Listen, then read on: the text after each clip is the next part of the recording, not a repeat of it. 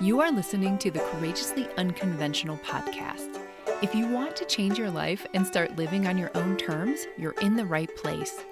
I'm your host, Lynn Grogan. I'm a certified life coach, and I want to help you take action toward creating your own unconventional life. Each week, I'll share inspiring and unconventional stories from those who have gone before you, as well as actionable steps you can take to start your own unconventional path today. Let's go!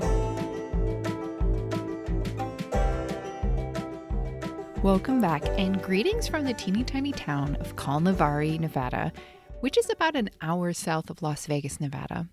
So as we were pulling into the RV park here, my husband and I turned to each other and we just asked, why does this town even exist? It is literally in the middle of nowhere. It's not like a suburb of Las Vegas or anything. There's just nothing but rocks and dirt for at least 100 miles around here. So just as we were talking about this, a little airplane landed across the street and my husband joked, yeah, well, maybe this town is just for the airplanes. And he was actually right. So back in the 60s, a married couple who were both pilots bought this plot of land because it had an old Army airstrip on it. And they wanted to create a community where people could fly whenever they liked. So now almost every single one of the 100 or so homes that are here has an airplane shed or hangar or whatever they're called that have those small little two-seater prop planes. So I've heard of intentional communities for lots of things over the years, but a pilot community, that's definitely a first for me. So what does this have to do with today's episode? Not much. I mean, it's incredibly unconventional, like many of the things we discuss here, but I just wanted to say it because you might hear airplanes in the background as we chat, and now you know why. We're in Airplane Village. Okay, so what are we really talking about today? Well, today is all about giving yourself permission to change your mind. Being able to make decisions and change your mind is one of the key skills you'll need if you want to change your life in general. And I know we've talked about it on the podcast before, but I want to talk about it in the concept of changing your mind today. So if you don't make decisions, you keep getting more of the same over and over and over again, or decisions just get made for you and then you're living out those. If you like the way that your life is going, amazing. But if you don't, then often you'll remain stuck in a life you don't want for years and years, wondering why you feel so terrible. When you take responsibility for your life and make decisions, that's when you'll really see momentum. Yet many of us fear changing our minds or making a decision in the first place. We often think that once we've made a big decision, whether it's moving or starting a new job or committing to a relationship or even embracing a new lifestyle, we're locked in. There's no going back without major consequences, right?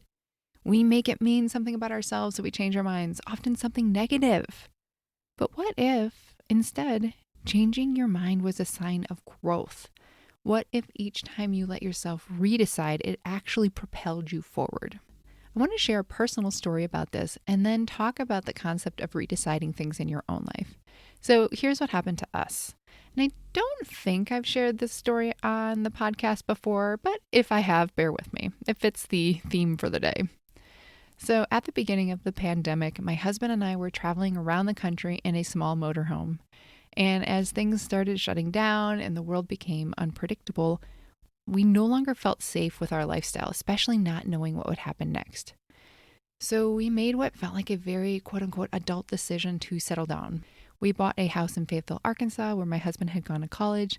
And at the time, it just seemed like the right thing to do. We bought what I would consider my dream home. It was this historic 100-year-old home in a really great neighborhood with a huge yard for gardening. And it was just a short walk into the charming downtown. And on paper, it was absolutely perfect. But after I'd say about 8 months, we both felt restless. At first, it was just little things. We'd reminisce about traveling or places we'd seen. And we'd talk about how much we miss moving around and traveling. And eventually we admitted just how unhappy we were.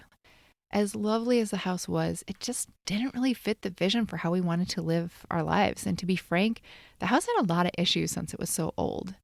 We just wanted freedom and flexibility and adventure like we had before. And the house, for all of its charm and its quirks, it just sat there.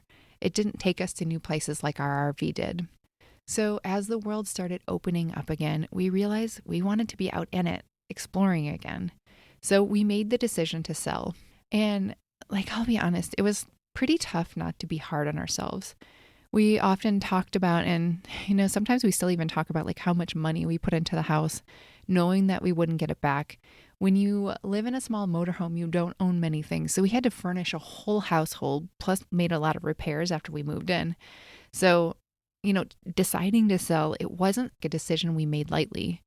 And, of course, the thought crossed our mind about like how it would look to others, like our family and friends, that we were selling so quickly after we had just moved in and we had talked it up so much, like this house is so great, blah, blah, blah. But at the end of the day, it was our life to live and not theirs, and we just weren't happy. So looking back, I'm glad that we bought the house. I no longer wonder what it would be like to own a home. I know now. I know what it's like. But things changed for us after we lived in it. And we gave ourselves permission to change too. I don't see that as a sign of flakiness, even though we sold pretty quickly after we bought it, or as a failure, but more as like that sign of growth. So if you think about it when you're buying a home or starting a job or making a big life choice, we often have limited information. Like a 45-minute test drive or a single interview doesn't really give you a full picture of the day-to-day experience. It's natural to make a choice that fits today, or it seems like it will, and find it doesn't fit as well in the future. So what if you gave yourself permission to redecide all of your life choices? What would it be like to allow yourself to be a human who changes and grows just like the seasons change and evolve? In many ways, the world around us understands that changing our mind is a part of being human. I mean, just look at like return and cancellation policies. Companies like Target have systems in place that allow people to return products with very few questions asked.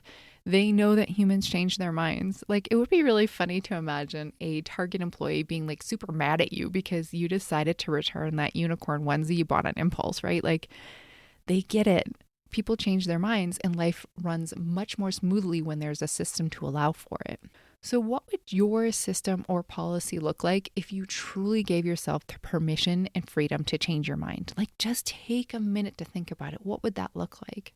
What would it be like if you acknowledged that changing your mind is human and normal and part of the process of growing and evolving? And what would you need to let go of or overcome to even just allow yourself that permission in the first place? For a lot of people, it's a fear of judgment from others or even from yourself. So if that's the case for you, that part is also normal. And here's the way that you can reframe it for yourself. Instead of focusing on what people might think about you, if you change your mind, ask yourself instead, like, what if the people I'm worried about judging me were actually super proud of me for making a courageous decision? What if they were proud of you? What if you were proud of you? What would that look like? The reality is we often don't know what people think of us and our decisions, and if they think about it at all.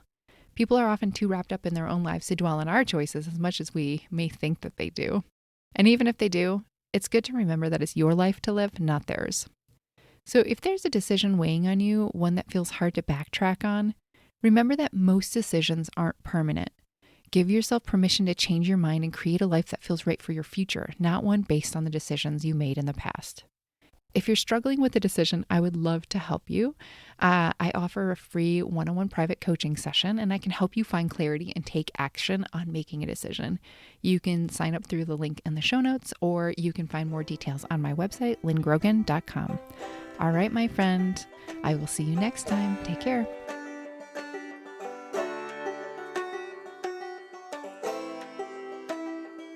Hey, friend. Thank you for listening to today's conversation. If you're considering a major career or lifestyle change and you want to talk to someone about this, I'm here for you. You can learn how to work with me one-on-one on my website, which is lynngrogan.com, and I also have details in the show notes. See you next time.